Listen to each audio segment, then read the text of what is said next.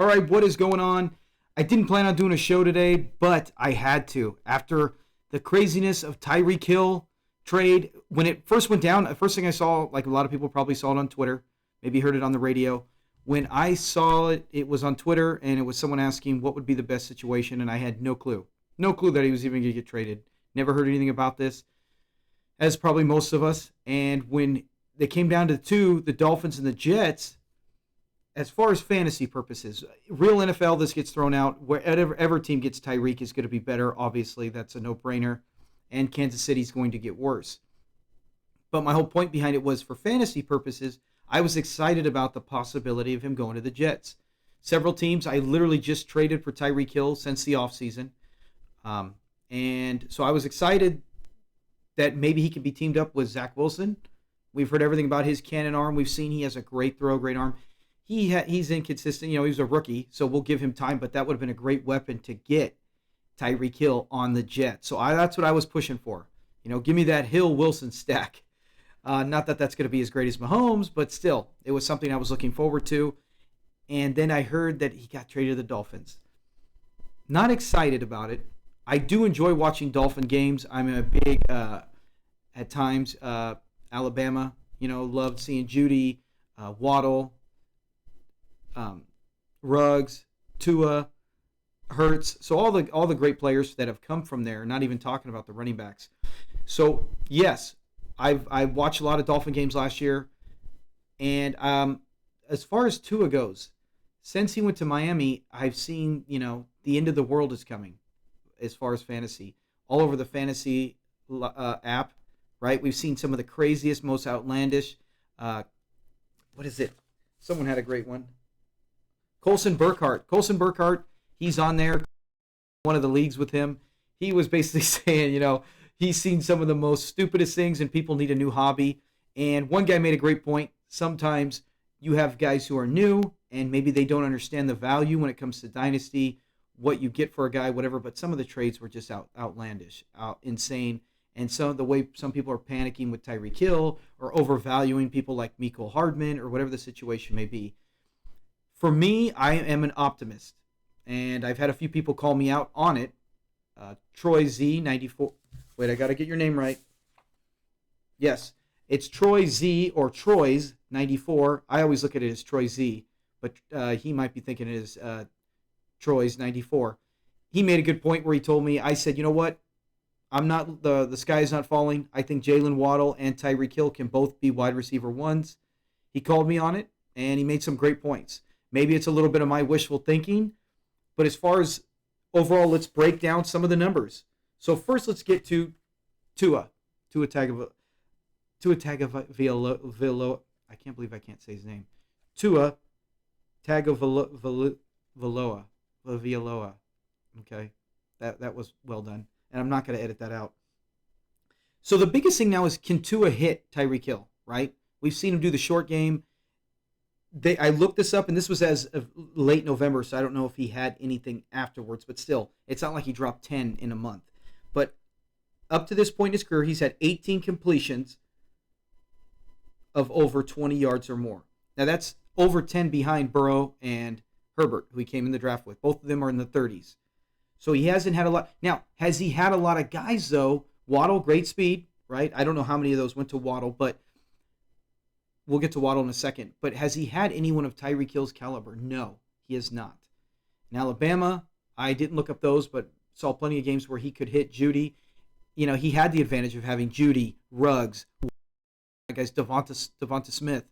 A Heisman Trophy winner. Now, he wasn't that last year with them, but the point is he's shown he can make big plays and get guys wide open downfield. Some of them are dump-offs, and then Ruggs jets 70 yards up the field. Some of them he is making.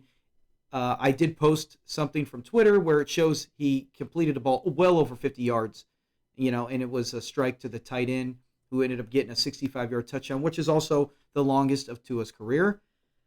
65-yard long. Let's look at this. 16 touchdowns and 10 interceptions. Those are not outstanding numbers, right? But he's not had other than maybe Gesicki's, Devontae Parker. I've never been high on that guy. But he hasn't had too many incredible weapons. Now you bring in Tyreek Hill, and we know how it changed for Kansas City. There's no way I can't see Hill still being wide receiver 1. I just can't see it. Maybe Waddle, right? One of the other, I have to almost 99% feel one of them for sure will be. My guess is it's still going to be Tyreek Hill. In PPR, maybe in non-PPR, Waddle drops out some, but in PPR, I could see him. He was right there in the corner, 13th. But with Tua, he has a completion percent of 66%. Okay, that's outstanding. Oh, no, I would say 70% is outstanding, but that's really good. His long is 65 yards, we talked about. Last year in fantasy, he only had 4 games over 20-plus points. Okay, so he's not lighting the world on fire. He averages 16 points per game for a quarterback, so he's in the middle to lower the pack. But always remember what he has. Never had an outstanding run game, right? He's got some good running backs there, but none of us are drafting any of the Dolphin running backs top 10 running backs. So I've always looked at Tua from college, if he could stay healthy, and that's something he hasn't done as well all the time, is kind of, I thought he was like a poor man Russell Wilson. Give him enough weapons and he will get it done. Right? He won a national championship in college. You said I had to give an answer, I'd say no. I think maybe QB 15 would be best for him. But I still think he can have monster weeks, right? Depending on the defense. He's got to go against Buffalo twice a year, New England twice a year, on the road at the Jets. There are tough teams in there. So you take that in consideration, and yeah, it's already, he's not going against an easy opponent division that many times a year. Although he did go 2-0 against New England last year. So with Tua, he is 66% passing, right? Lifetime he's 60, we were saying 66%, on 20-plus yards or more in his career. So anytime he throws it, not just 20, anytime he throws it over 20 yards, 66% completion percentage. Now, in his 2 small seasons, I couldn't pull up the numbers to be exact. It could be 12, it could be 22, it could be a small amount, I don't know the attempts on all of it. The funny fact is, Mahomes is 66% on the same stat. Now, Mahomes, though, has thrown over 500, probably, I don't know the exact number, but on minimum of 500 passing attempts. So Mahomes is way up there on attempts, and so his 66% holds a lot more water. That said, that's a silver lining. That's what we're looking for. Any silver lining. Like I said, there was so much panic, and people just say, nope, Tyreek Hill is not going to be. And like I said, part of it is maybe me being wishful thinking. But I like the fact that he went to Miami. I'm excited for something new. I'm excited to see what he can do with that offense. If you have Tua, if you have Waddle, I would think both of them go up. Originally, it was like, oh no, Waddle, now we're done. Waddle loses all value. No, he doesn't. It's just like Waller's value increased when Henry Ruggs was there, because now you're getting the deep guy, and they have to cover that, and then it leaves the underneath guys open. So maybe even Gesicki's numbers can go up. So Tua, not bad. We'll see. This is his big chance, right? He's got the pieces. He's got the weapons. What can he do with them? Now we'll get to the receivers. Jalen Waddle, wide receiver 13 last year, 104 receptions, outstanding receptions, 1,000 yards. So when you do the average, that's 9.75 yards per carry. When it comes to that, he had, what was it? I want to look at the deep ones. He had 8 catches for 20-plus yards or more. Okay, 8 out of 104. Not very many. And I think he had over 140 targets even. And then for 40 or more yards, 2. So 10 completions of 20 or more yards on the season out of 104 receptions. The number is very low, right? What is that? 20% of the time he gets it for over 20 yards. I got to think that's going to go up now, right? He's going to find better coverage. Gesicki and Waddle will benefit the most. Tua, I think, is definitely, like I said, perfect storm. He can make maybe QB 12, maybe 11.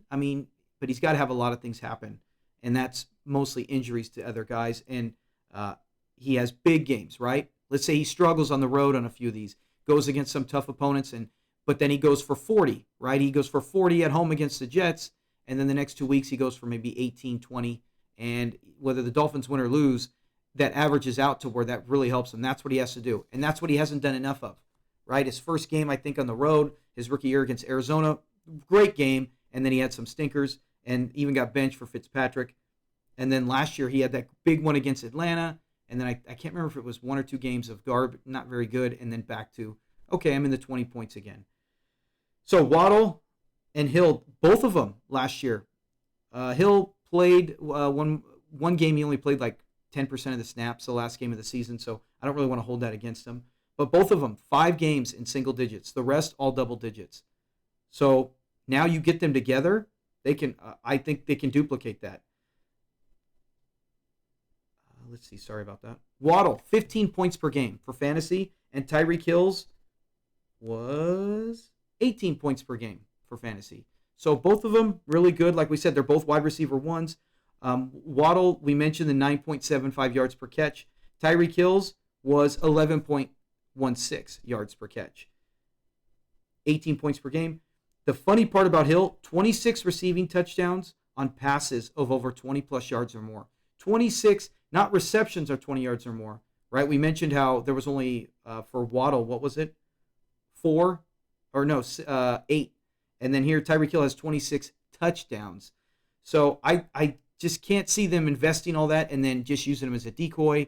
If defenses do find ways, which they have, right? We saw that last year, times where you could try to take him out or limit him.